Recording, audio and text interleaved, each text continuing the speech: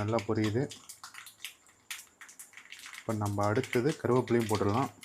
இப்போ நம்ம கருவேப்பிலை ஆட் பண்ணிடலாம். தாளிச்சிட்டோம்.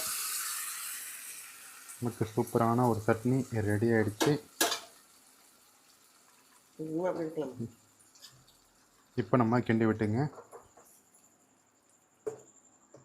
சூப்பரான ஒரு சட்னி நமக்கு ரெடி ஆகிடுச்சு ஃப்ரெண்ட்ஸ். கண்டிப்பாக இதுக்கு நம்ம தோசை தொட்டுட்டு சாப்பிட்லாம்.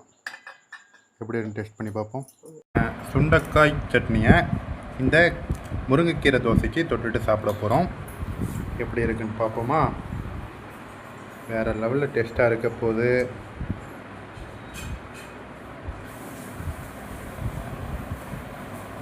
எப்படி இருக்குன்னு டேஸ்ட் பண்ணி பார்ப்போம்.